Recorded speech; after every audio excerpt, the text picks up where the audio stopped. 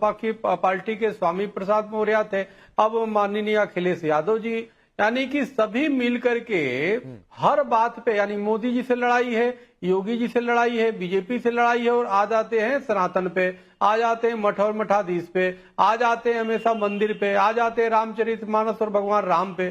तो ये निश्चित रूप से हताशा दिखा रहा है, और ये समझ नहीं पा रहे खुद भी कि जिस हिंदुस्तान में बैठे हैं, जो राम और कृष्ण की धरती है, यहीं पे उनका विरोध करके, यहीं पे भगवा का विरोध करके, आखिर मठों में बैठे हुए जो पीठाधीश्वर है, संत है, जो लाखों की संख्या में, उन्होंने क्या बिगाड़ा है भाई? आपके वो विरोधी तो है नहीं। आप तो जब चुनाव आता है तो जाकर के तुरंत आप मठे मंदिरों में आशीर्वाद लेने लगते हो, और इस चुनाव नहीं रहता है तो मठाधीश और माफिया और गुंडों को एक साथ जोड़ने लगते हो। किसी मौलाना को तो नहीं जोड़ा, किसी पादरी को तो नहीं जोड़ा।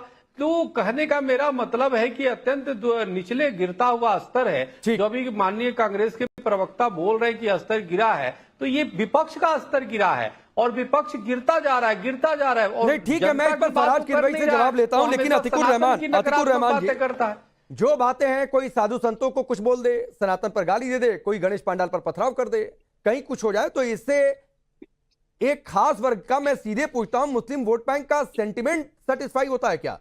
क्योंकि ये भ्रम तो है विपक्ष को, क्योंकि बार बार इस तरीके के स्टेटमेंट आते हैं। जी राकेश जी, मैं चाह रहा था कि आप यही सवाल मुझसे करें, और मैं देखिए पहले भी कह चुका हूं कि जो हमारे संत महात्मा हैं, हमारे उलेमा हैं, हमारे मुस्लिम स्कॉलर्स हैं, इनका दर्जा इतना ऊंचा होता है या इतना ऊंचा होना चाहिए कि ये मामूली पॉलिटिशियन चाहे कुछ भी बोल ले, इनके इनके जो रुतबा है उसके ऊपर कोई असर पड़ता नहीं है। प्रॉफिट मोहम्मद के लिए भी मैंने पहले भी मेंटेन किया है कि चाहे कोई कुछ भी बोल ले, लेकिन प्रॉफिट मोहम्मद की जो छवि है, जो इमेज है मुस्लिम समाज के अंदर, उससे उनको कोई फर्क नहीं पड़ता है। और हम जो है स्कॉलर, हम इस बात का जवाब देने के लिए तैयार बैठे हैं कि भाई कहां पर वो गलती कर रहे हैं प्रॉफिट मोहम्मद या किसी भी ऐसी हस्ती को गलत बोलने में। यहाँ पर सवाल ये है राकेश जी कि आपने अंदाजा कैसे लगा लिया कि अगर कोई संत महात्माओं को, हिंदू संत महात्माओं को गलत बोलेगा, खराब बोलेगा, उनकी छवि बिगाड़ने की कोशिश करेगा, तो मुस्लिम वोट बैंक नहीं, अतिकुर रहमान जी, मैंने अंदाजा नहीं लगाया सर, और ना मैं ऐसा मानता हूं। ये मैंने सिर्फ आपसे सवाल पूछा कि अगर कोई तुष्टीकरण की पॉलिटिक्स कर रहा है, कोई इस तरीके के स्टेटमेंट देकर हिंदू धर्म को, सनातन को गाली दे रहा है, तो मैं सिर्फ ये सवाल पूछ रहा हूं कि वो क्यों ऐसा कर रहा है। क्या वो ऐसा इसलिए कर रहा है क्योंकि इससे मुस्लिम वोट बैंक खुश हो जाएगा? राकेश जी, वो करते रहिए, लेकिन मैं आपको आश्वासन दे रहा हूं कि मुसलमान उस अखिलेश यादव को या उस कांग्रेस पार्टी के नेता को या किसी को भी इसीलिए वोट कभी नहीं देगा कि वो हिंदू धर्म गुरुओं को किसी तरह से नीचा दिखाए। इसी तरह से मेरा ये मानना है कि जो महाराजगिरी में, महाराष्ट्र में प्रॉफिट मोहम्मद के लिए अनाप शराब वक्तव्य कहे थे, उससे हमारे हिंदू भाई जरा भी उनको नहीं, वो गलत है। आतिकुर रहमान जी, प्रॉफिट साहब के खिलाफ, मोहम्मद साहब के खिलाफ कोई कुछ भी आपत्तिजनक बोलेगा वो गलत है। मैं इस मंच से कह रहा हूं, इस लाइव शो में कह रहा हूं, उसको कोई समर्थन नहीं कर सकता है, और जो समर्थन करेगा वो मानसिक तौर पर दिवालिया है। मैं बिल्कुल उसके साथ नहीं हूं। लेकिन मैं जो सवाल है, मैं उस सवाल पर वापस लौटता हूं। फरहाद किदवई साहब, जो स्वामी चक्रपाणी महाराज कह रहे थे, आप लोग जानबूझ कर देते हैं। मैंने पर्सनल वाला सवाल पूछा, आप कह रहे हैं पर्सनल नहीं होते हैं, लेकिन मठाधीश माफिया में ज्यादा फर्क नहीं। योगी जो कपड़ा पहनते हैं, कपड़े पर चले जाते हैं। शिवपाल यादव कहते हैं कपड़े संतों माला पहनते हैं, लेकिन नहीं है। डिंपल यादव 2022 में कह चुकी हैं जंग का रंग वही होता है जो योगी कपड़े पहनते हैं। कुछ दिन पहले बुलडोजर चलाने की बात उदित राज ने कह दी थी, बाद में पलटकर माफी भी मांगने लगे थे कि गलती से गेस्ट हाउस की जगह हमने राम मंदिर बोल दिया था। तो सर, ये नियत दिखाती है जो बार बार ऐसे स्टेटमेंट देते हैं कि आपका टारगेट कहां है?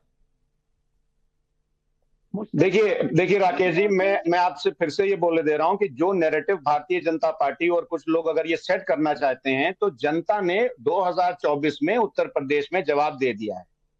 अब मैं 2022 में क्या था? तो भारतीय जनता 2017 में क्या जवाब था? अरे सर ठीक है, 2017 में हमको मैंडेट नहीं मिला। अब नहीं मिला ना सर, 2022 में भी नहीं मिला, 2019 में भी नहीं मिला था। हाँ 2022 में भी नहीं मिला, मिला मैंडेट, नहीं मिला ना। तो जो जनता ने जो मैंडेट नहीं दिया वो नहीं दिया, और जब दिया तो दिया। जनता का मैंडेट सर आंखों पर। लेकिन मैं एक बात पूछना चाहता हूं कि किसी भी सूबे का, किसी भी स्टेट का चुना हुआ मुख्यमंत्री संविधान के ऊपर हाथ रख के कसम खाता है कि वो जो भी करेगा उनकी एक पूरी ओथ होती है राकेश जी। अब मैं ये पूछना चाहता हूं कि जो असम के जो मुख्यमंत्री है हेमंत बिस्वा शर्मा जी, वो रोज कॉन्स्टिट्यूशन के आर्टिकल 15 की धज्जियां उड़ाते हैं जब वो सदन के पटल पर कहते हैं कि मैं किसी एक कम्युनिटी का साथ दूंगा। प्रदीप भंडारी बिस्वा शर्मा रोज आर्टिकल 15 मैं राकेश जी मुझे समझ में नहीं आता है कि ये तुष्टीकरण की पॉलिटिक्स जो है वो भारतीय जनता पार्टी को जब से ये एक शब्द मिला है तुष्टीकरण की पॉलिटिक्स, मतलब मुझे लगता है कि जब से मैंने आंखें खोली हैं और भारतीय जनता पार्टी का जब से उदय हुआ है तब से ये तुष्टीकरण सुनते चले आ रहे हैं। और 2024 में भारतीय जनता पार्टी के जुमलों को उत्तर प्रदेश में किस तरह से जनता ने नकारा है ये इन्होंने देखा नहीं है, लेकिन फिर भी ये तुष्टीकरण और तमाम चीजों पर आ जाते हैं। राकेश जी मुझे एक चीज समझ में नहीं आती है, भारतीय जनता पार्टी की जो lack of sense of responsibility की में तो कमी थी ही, और इनकी एक तरफ इच्छा शक्ति में जबरदस्त कमी थी। इच्छा शक्ति किस चीज की? देश और प्रदेश के काम करने की। लेकिन इनका कॉमन सेंस के मामले में भी इनका डिब्बा कितना गुल है ये आज की तारीख में पता चला। अरे मैं राकेश पांडे जी, आपके नाम से तो लगता है कि आप या तो उत्तर प्रदेश से होंगे या बिहार से होंगे। आप लोग, आपकी बात नहीं कर रहा हूं मैं, भारतीय जनता पार्टी तो मुहावरे भी नहीं समझती है और ये समझेंगे भी नहीं, क्योंकि देश के सोशल फैब्रिक को भी इनको समझ में नहीं आता है।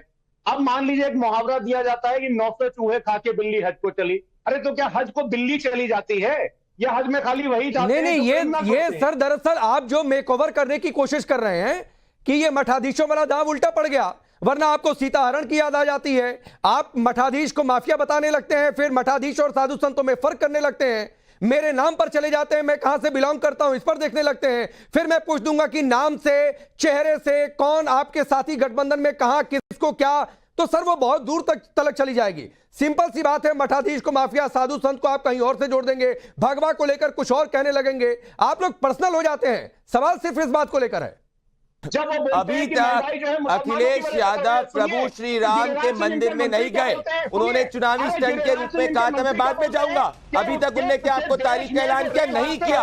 इससे आप इनके एंटी हिंदू एड समझ सकते हैं। आप मुझे बताइए, राम गोपाल यादव, अखिलेश यादव के मेंटर क्या कहते थे? मंदिरों में जाना बकवास बात होती है। क्या राम गोपाल यादव को हटाया गया? पार्टी से नहीं हटाया गया।